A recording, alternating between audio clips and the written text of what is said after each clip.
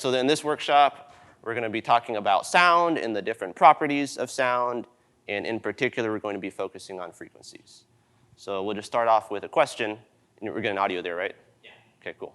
You can edit that part out where I asked that. But just to start off with a question, what is sound? How would you describe what sound is? It's the vibration of particles in a medium that causes a frequency that is heard by the ears. Yes. Any other ways to describe it? That's a very accurate way to describe it. But compression waves. Yep. All of that. Yep. So it's that. Basically, what it is, you have a medium that is more or less still. It's at rest. I mean, obviously, gases are never completely at rest. Particles are moving around, but there's sort of an at rest energy state that it's in. And then there's some kind of a disturbance, like me clapping my hands, my vocal cords vibrating, that causes particles to vibrate. It causes them to compress. And so you have, there's sort of an at-rest pressure of the air in a certain area. But then when a sound is created, there's this localized area where it gets compressed. There's a higher pressure area in a very localized point of space. And then after it compresses, it rarefacts. It kind of releases and relaxes. But it doesn't go back to the resting point. It goes past that. So you go from rest to higher pressure to lower pressure, and it just keeps cycling between those two until it runs out of energy, and then it goes back to rest. And it moves through the air as it does that. So that's what sound is. So you can visualize that two-dimensionally with like a straight line representing the at-rest point. And then you could have peaks representing the high pressure, and then troughs representing the low pressure, and just keep cycling between those two. There's 3 different properties of sound. You might have heard them described as amplitude, frequency, wavelength. Frequency and wavelength are really just 2 sides of the same coin. So I would actually count those as the same property. And then the third property you might not have heard of as much if you haven't studied in an audio context before is phase. So really it's amplitude, frequency / wavelength, and phase. So amplitude would be how far it gets away from the center line, how far it gets away from the at-rest state that it was in. So if it gets really far away, that's a higher amplitude sound. And our ears hear that as a louder sound. If it gets not quite so far away from the center line, that's a lower amplitude wave. It's a softer sound. So amplitude has to do with volume. Phase has to do with the position of the wave or the timing of the wave. Phase is what gets sound into the dimension of time. What part of the wave are we on? Are we over here? Are we over here? When we did the soldering workshop, I tried to draw more or less the same wave, but just a little bit behind. So if you pretend that those are the exact same waves, you can see this one is starting earlier than that one, so they're out of phase with each other. Phase is a very important subject that we'll probably get into deeper at some other point, but phase, it affects our stereo imaging, how our brain interprets where things are located that we hear. Phase is how EQs work. There's acoustical considerations. We saw that that's how XLR cables work. Noise canceling earphones, like your AirPods, those use phase cancellation. So it's a very big subject that you're going to find all over the place. But today, we're going to focus on frequency / wavelength. Frequency is how fast this is moving through space, which I guess also puts it into the dimension of time. Is it moving quickly? Is it moving slower? If it's moving faster, then it's a fast frequency. It's a high frequency. That is a higher pitch sound wave. If it's moving more slowly, then it's a lower frequency. It's a lower pitch. So that's how we get higher or lower. And you don't really need to see the entire wave to interpret frequency, for your brain to hear pitch. I mean, I don't have to run around the room to tell how high or low something is. I can just stand here, and as it cycles through the point of space that I'm in, it's that cycle, how fast that cycle is where I'm standing. That's what determines the frequency of the wave and whether I hear it as a higher pitch or a lower pitch. And then wavelength is just the other side of the coin. If it's moving quickly, then it's going to be a longer wave. This is going to be a bigger wave because it's going to take more time for the pressure to ramp its way up and then to go back down to lower pressure. So it'll be a bigger wave. If it's that would be like a lower frequency. If it's a higher frequency, then it's going to cycle through me faster, so it's a smaller wave. So that's just the other side of the coin. Now, a lot of times, I think we all just kind of subconsciously think that sound is very small because we can't see it. And also, if you've studied light waves before, you might be thinking of that, like gamma waves, rays, gamma rays, ultraviolet, sure, like very, very tiny little microscopic micron lengths. But sound is not like that. This right here is almost life-size to a 1 kilohertz tone, which I will play on my phone as I step out of frame. And I'm not going to play it for very long because this could be irritating, but.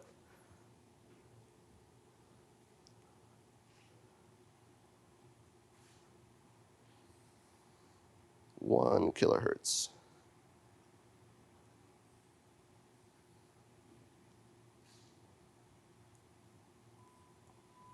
One kilohertz.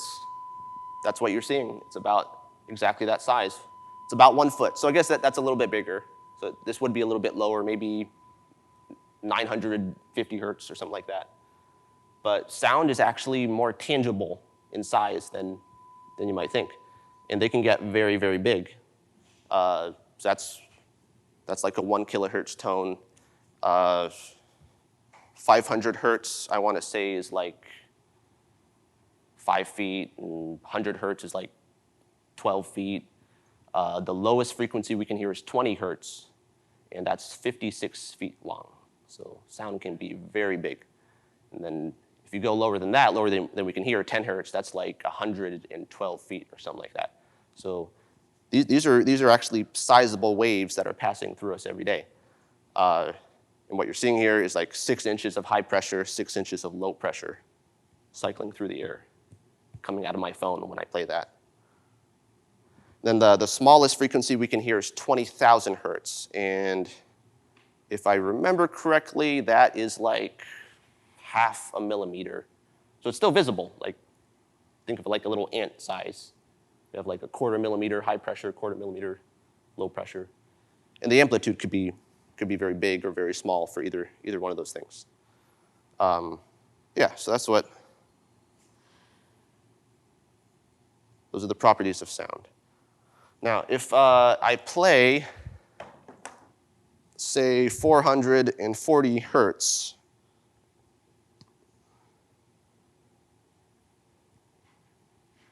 which is a note on the piano. I think it's A4. Do you musicians, is it A4, A5? Is it A5? So that's A5. We've assigned notes to some of these frequencies. So that's A5. If I play that on the guitar, it sounds like this. If I play that on the piano, it sounds like this. Why do they sound different if it's the same frequency? That is a question for the floor. Timbre. Timbre. What is timbre? It's the way something sounds. It's the way something sounds. Any other ideas? Same frequency, why does it sound different? It's because it's not just that one frequency. That is what's called the fundamental frequency. So that frequency, pretend this is 440 hertz. That frequency is in there. It's just that. It's that by itself when I play it on my phone. When I play it on the guitar, it's not just that. There's other frequencies in there. There's overtones. And I don't want to get too deep into the math. There's something called the overtone series. Jordan was watching a video on that the other day. You can look that up, the harmonic series. There's different mathematical relationships between frequencies. The simplest one to understand would be an octave, which is just a double. So like if this is 440 hertz, and then I go an octave higher, that's 880 hertz. So it's a double. If I go another octave, then that's, what is it, 17 something hertz, 1700 something. But as you keep going higher, it doubles.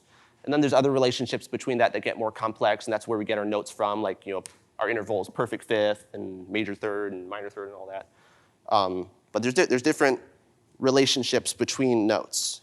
When I play a single note on a guitar, like A, you're hearing that fundamental frequency, but there's some other frequencies in there on top of that have a mathematical relationship with this that sort of collapses them into a single sound. So our brain hears it as a single sound, but there's actually different frequencies. And what this would look like, if you think of it like this, so we have that wave, and then maybe we have this wave, which is a different frequency, and then maybe we have this wave, which is a different frequency. What that all turns into in the air is what I like to describe as a wavy wave. There's different waves that are sort of embedded into each other, so it gets kind of wavy. And if it's complex enough, it would look more like this. So if you've ever done any work with audio or video editing, you're familiar with this. This is the waveform. When you're looking at a waveform in an editor, that's exactly what that is. It's a wavy wave. It's a bunch of different frequencies that are embedded into the same wave. Hey, Brandon, you can have a seat right there. Just talking about frequencies. And what that looks like in the air, if you could see it, going back to the compression wave idea, which it's not just an idea, it is a compression wave. The pressure cycles from high pressure to low pressure, but then along the way, it kind of goes back and forth. It's like a jagged motion instead of just a pure cycle, and our brain interprets that as all the rich harmonic content that we hear. So that is why this would sound different from this. There's different frequencies. Not all of the frequencies you're hearing in there are related mathematically through the overtone series or the harmonic series. Some of them are experiencing what's called inharmonicity. I think there's another word for it too. But it's sounds that don't collapse musically into a note. More percussive sounding sounds like that. There's lots of different frequencies in there, but our brain doesn't resolve them into a note because of the mathematical relationship between those frequencies. They're not harmonic with each other. And that's also part of what's going on if I play a note here versus playing a note there versus playing a note on a flute, where you have like some turbulence going through that little tube as it's bouncing off the inside of the flute or the clarinet, whatever it is.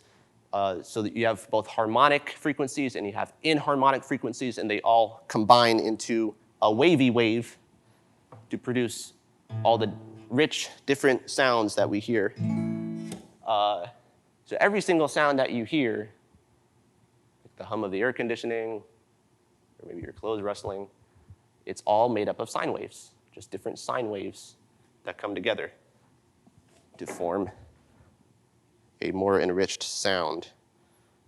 And I like to illustrate this with white noise also.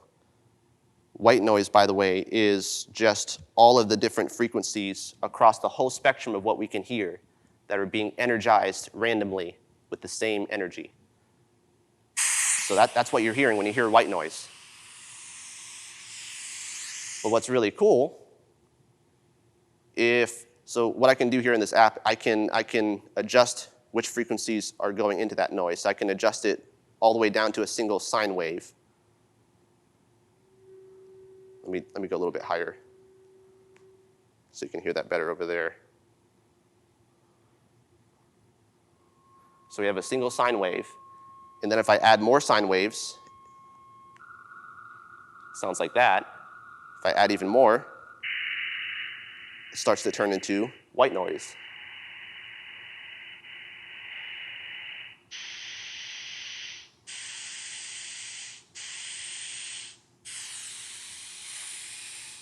This is just a bunch of sine waves. It's like 20,000 different sine waves playing randomly at the same time. All sound is just that. Just different frequencies of that, playing at different volumes and embedded into each other in different ways. That's all every single sound you've ever heard is. Now, as you can imagine, if this is, say, a wavy wave of a single note on a guitar, and that's already pretty complex, well, what if I play a chord? Now we have lots of wavy waves coming out of several different strings. That's going to be an even wavier wave, more complex wave. And what if I have a guitar and a piano and a drum set and electric guitar, people singing, people cheering, clapping for a band? Well, now it's a very, very complex wavy wave, different wavy waves going all over the place. So what do you do with all of that from the mixing console? You have so much different frequency content coming from different instruments, extremely complex, wavy waves going all over the place. Well, that's why we have an equalizer.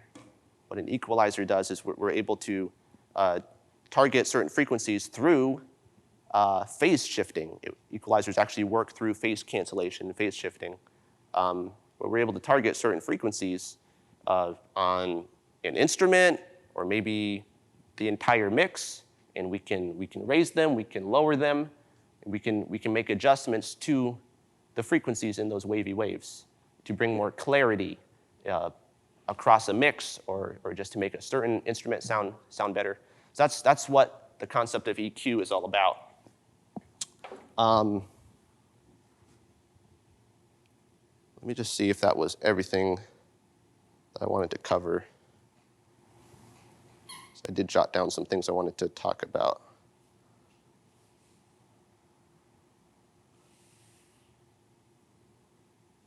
Yeah, that's it. So, any questions on any of that? Does that all make sense? Anything you wanted me to explain again or dive deeper into? All good? Cool. Well, you can stop the recording now, and we're going to move on to the game.